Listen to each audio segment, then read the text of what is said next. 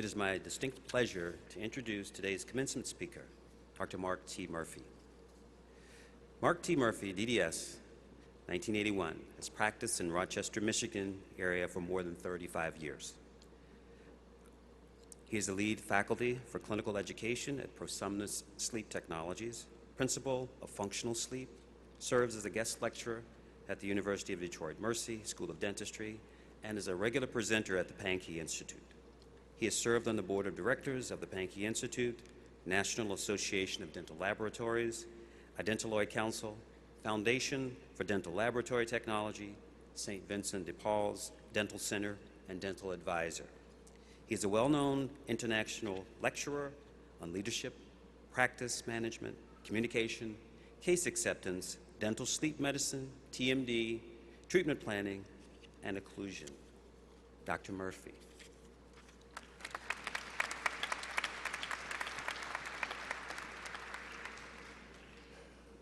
Thank you so much for that wonderful introduction. I have to apologize, that's all we have time for today.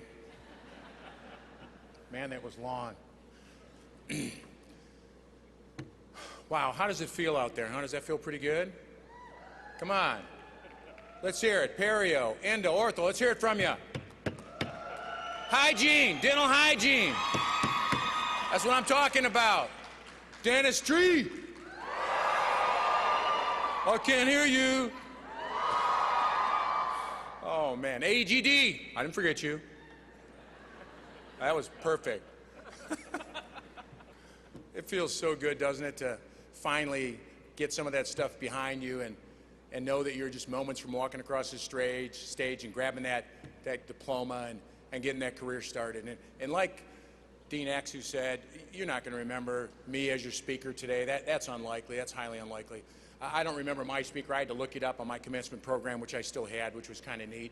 I do remember my baccalaureate speaker from undergraduate. It was Coretta Scott King, Martin Luther King's wife. And my wife, Denise, who's here today, was with me at that baccalaureate service from here at the University of Detroit in 1977. And as we grasped hands together and sang "We Shall Overcome" as a room full of baccalaureate students, it was an emotional time. Fast forward to 2019, and we have a female-led class of dentists. That's pretty cool. That is pretty cool. I think we had 8 in our class of 86, so things have changed.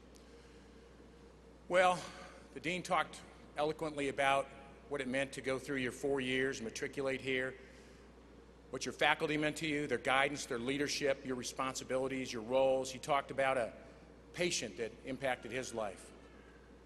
President Garibaldi talked about the history of the university, and so we've got all this wonderful perspective that's looking a little bit backwards, and I'm just going to ask you to take a few seconds with me. I won't take much of your time. And I'm going to ask you to look forward.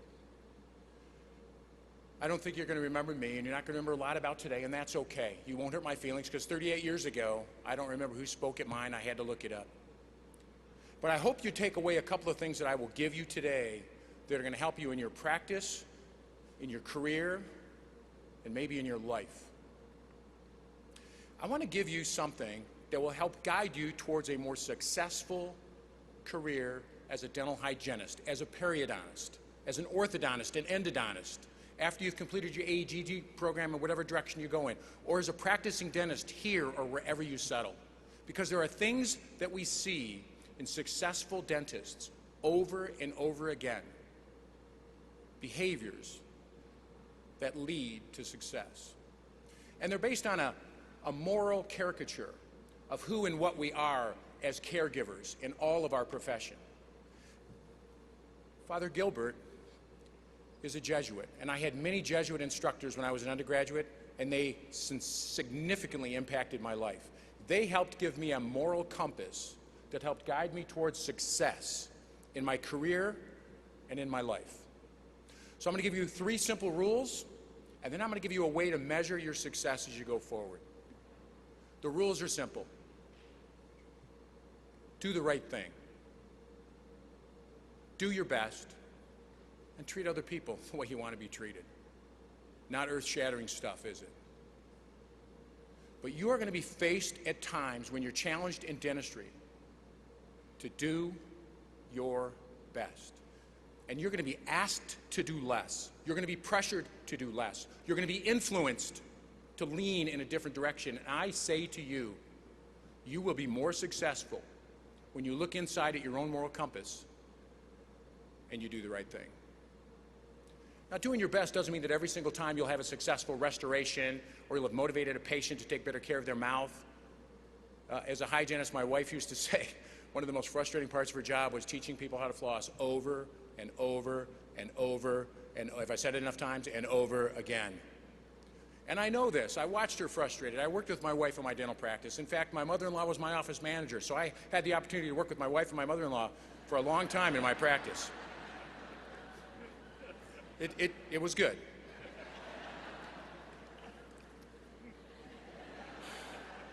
I'll need a place to stay tonight. Do your best. Dentistry is hard, and you're not always going to have a successful outcome. But if you're doing your best, you can walk home and say, I served my patient well that day.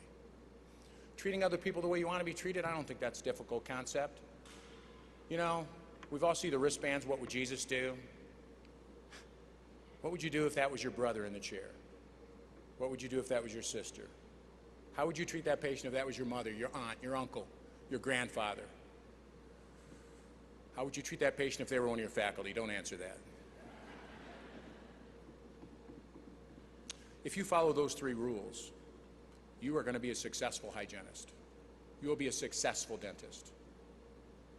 You will be a successful person, because those two become somewhat inseparable. How do you measure your success?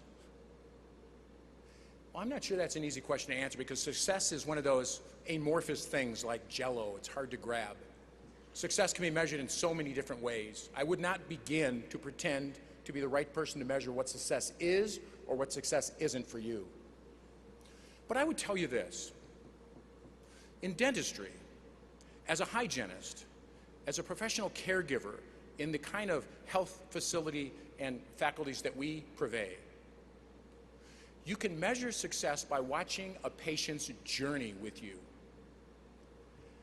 Now, I'm going to describe to you something that I hope you take away and remember the rest of your careers, that I stole from Mass in church about 6 months ago. And I always look up for a bolt of lightning because I stole this great idea from a sermon that Father Mike gave at Mass one day. And as he was eloquently talking about a person's faith journey, I was thinking to myself, that's no different than a patient's journey, not a parishioner's journey. We talk to our patients about the why we're going to do some dentistry. We talk about the ramifications, the what ifs, the consequences. We reach into their heads and we talk to them about the logical interpretation of action or inaction. And that's important. But you know, they don't select us. They don't select our treatment until we travel 18 inches from their head to their heart. Isn't that where it happens? When your patient comes to know how much you care, when that patient comes to trust you with their care, they say yes. And then we get a chance to help our patients have the healthiest mouths they can. We get to do some of the dentistry that's more fulfilling. And oh, by the way, in a commercial environment, we get paid. Isn't that nice? So moving from the patient's head to the heart, from the logic to the trust, to the emotional component of making those kinds of decisions that our patients have to make, that's how we could start to measure our success. But we are not done there. Oh, no. Because you still have to move another 18 inches to the wallet. And before you think I'm going to talk about money today, the wallet is the action item where the patient commits to the treatment. By reaching into their wallet and selecting your care, getting your cleaning, your periodontal therapy, the dentistry that you've recommended, they're taking an action and making a value commitment and a value statement about what's important to them. That means you've moved from logic to emotion and finally to action. But the journey doesn't stop there. Because if that patient gets dentistry done and all you get and all you receive, all you have to show for your efforts is a check at the end of the week, it feels quite empty. The emotional rewards of dentistry are just as important as the financial ones. And so that next journey of 18 inches is to the knees, where a patient might figuratively, not literally, bend their knee in gratitude and appreciation. Because if the dentistry is only paid for with money, and not with the warm fuzzies we feel of a patient appreciating what we did, it doesn't feel very fulfilling, does it? But when they say, oh my gosh, thanks so much for what you did for me, it means so much, that's almost as powerful as a paycheck. Now, you need a little bit of both, don't you? I want to get paid, and I want some warm fuzzies. I want some warm fuzzies, and I want to get paid. And if you don't believe me that you need both of those, when you get out and practice, try paying your team on a Friday with warm fuzzies. Come on in, bring it in. We changed lives this week. Give me a group hug. How's that feel? Where's our check? Bring it in again.